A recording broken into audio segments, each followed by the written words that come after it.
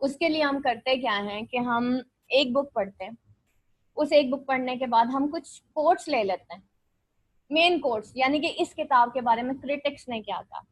For example अगर मैं चौसर की बात करूं, आपकी पहली पहली बुक आएगी अभी लिटरेचर में, हम सबसे पहले देखेंगे चौसेरियन ईरा क्या था, चौसर ने क्यों ये किताब लिखी, क्यों ये इतनी ज्यादा हिट हो गई कि चौसर को फादर ऑफ इंग्लिश लिटरेचर कह दिया गया।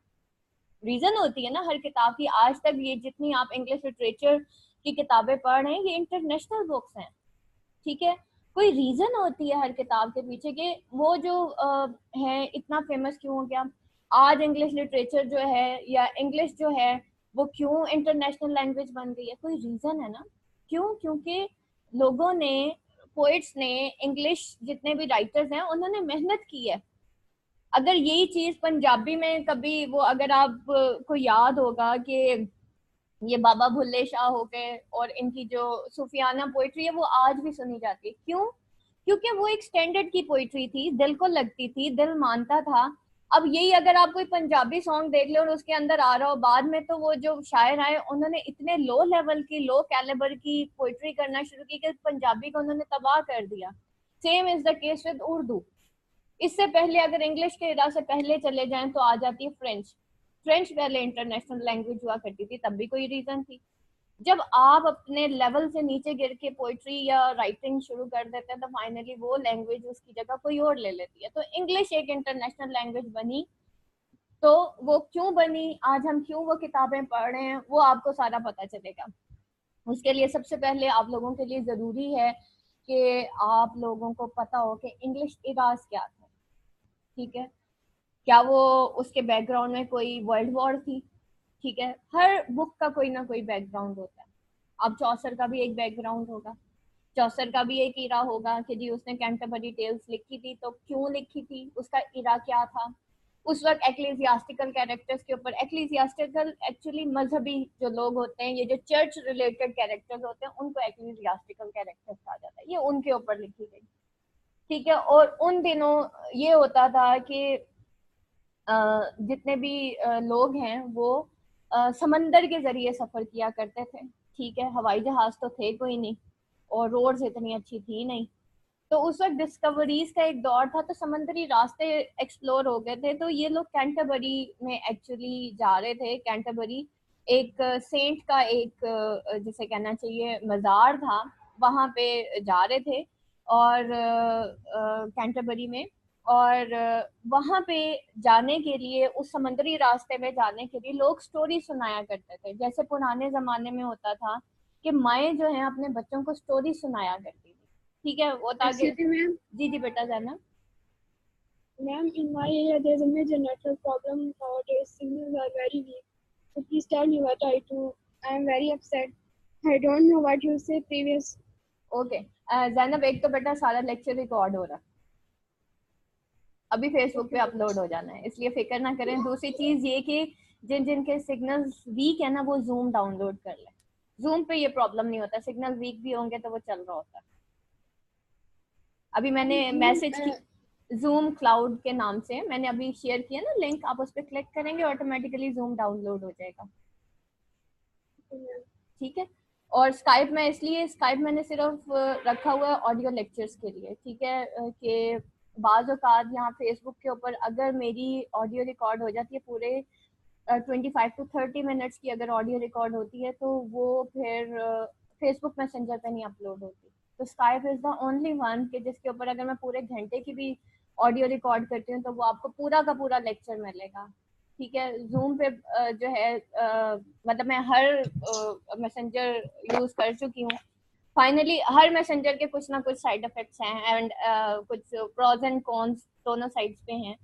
तो सब कुछ रखते हुए हमें जो ना चाहते हुए भी हमें 3 मैसेंजर्स जो हैं वो डाउनलोड करने पड़ेंगे। नंबर 1 फेसबुक मैसेंजर, क्योंकि ये बहुत कम डाटा लेता है। नंबर 2 जूम, और number 3 Skype, just for audio lectures. जिनको प्रॉब्लम होगी, जैसे बाजों का, जैसे आज जैनब आपका इंटरनेट का इशू आ रहा है, इसमें बेटा सबसे ज़्यादा इम्पोर्टेंट ये है, अगर तो आप मोबाइल पे ले रहे हो लेक्चर तो कोशिश करो कि 4G 3G या 4G नेटवर्क कनेक्शन होना चाहिए। और जैनब अपना माइक ऑफ कीजिएगा। ठीक है, 4G या 3G कनेक्शन होना चाहिए। दूसरी चीज़ ये, अगर तो डाटा कनेक्शन है तो जोंग बहुत अच्छा है क्योंकि वो 3G भी दे रहा है, वो 4G भी दे रहा है। उसके बाद आ जाता है वाईफाई का। ठीक है, मेरे घर में 2 कनेक्शन हैं, बल्कि 3 है। Number 1 data connection, number 2 wifi का कनेक्शन, नंबर 3 मेरे पास वायरलेस ईवो चार्ज ही है। जैसे मेरी लाइट चली जाती है ना तो मैं चार्ज ही ऑन कर लेती हूँ।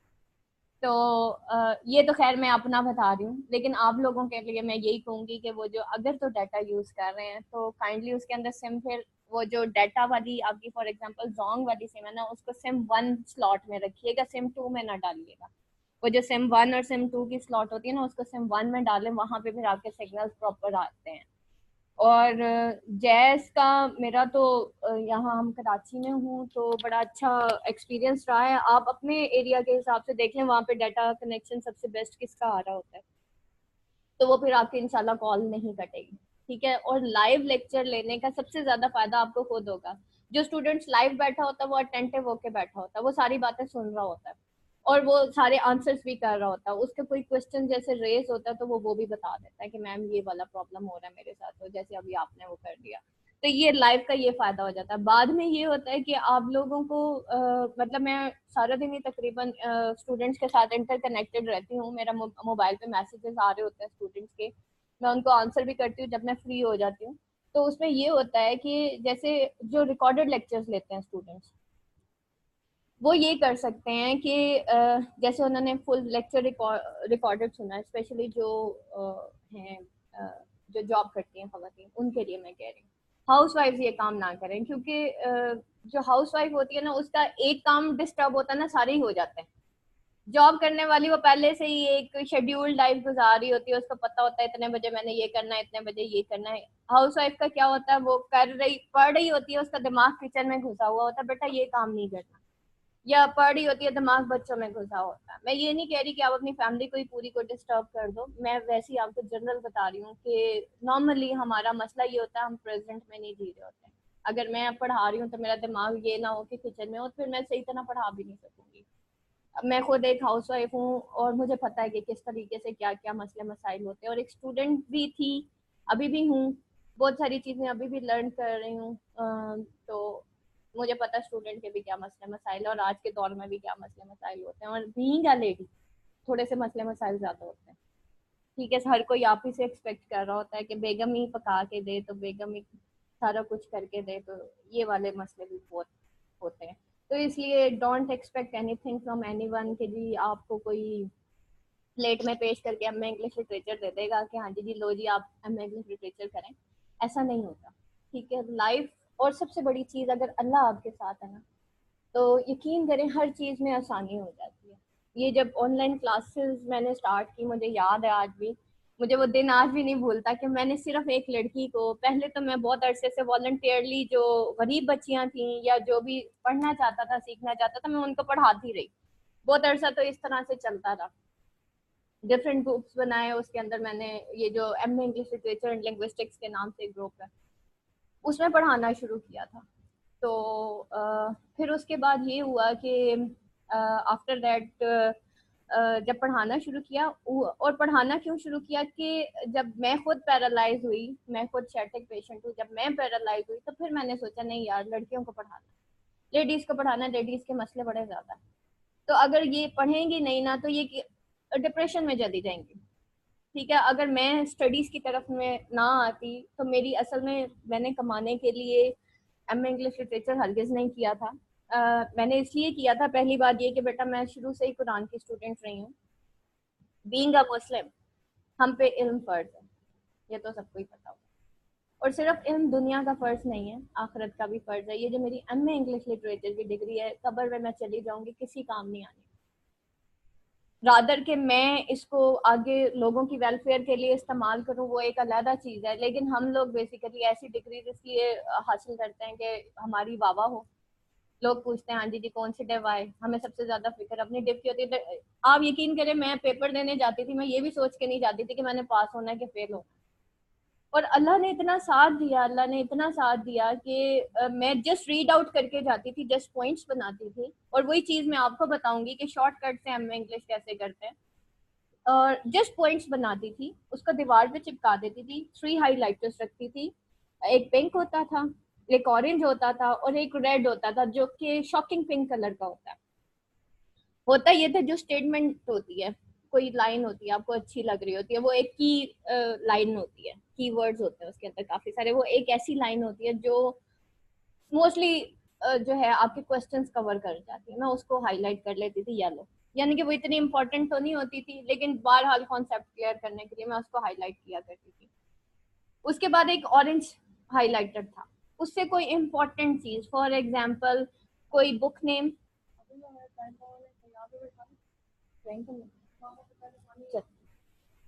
तो बुक नेम, इसी तरह इरा, फॉर एग्जांपल कोई सन आ गया है 19 फलाना 1957 या कुछ इस तरह से, वो वर्ल्ड वॉर का बैकग्राउंड सिनेरियो चल रहा है, उसको मैं ना ऑरेंज कर लेती थी, यानी कि वो उससे ज्यादा इंपॉर्टेंट होता था। एक होती थी सबसे इंपॉर्टेंट लाइन जिसके बगैर गुजारा ही नहीं था, उसको मैं फिर रेड कलर का हाईलाइट किया करती थी, वो जो पिंक होता था। अब मेरे पास जितना टाइम बचता था ना, मैं अपने बेडरूम से किचन तक जाते जाते क्या करती थी कि वो हाईलाइटेड पॉइंट्स पढ़ती थी। अगर मेरे पास बहुत कम टाइम होता था तो मैं रेड हाईलाइटेड जो होते थे ना, वो हाईलाइटेड पॉइंट्स पढ़ते पढ़ते किचन में चली जाती थी, क्योंकि मैं बहुत ज्यादा चल नहीं सकती थी, तो मेरे पास एक रोलिंग चेयर हुआ करती थी। उस रोलिंग चेयर के ऊपर मैं वो रोल करते करते करते करते मैं किचन तक पहुंचती थी, और मैं वो सारे पॉइंट्स, सही बात है स्पीड भी इतनी नहीं थी चलने की, और रोल करना थोड़ा मुश्किल होता है, तो उसमें मेरा वो थोड़ा टाइम भी पास हो जाता था, मेरी लर्निंग भी हो जाती थी, और मैं किचन तक पहुंच जाती थी।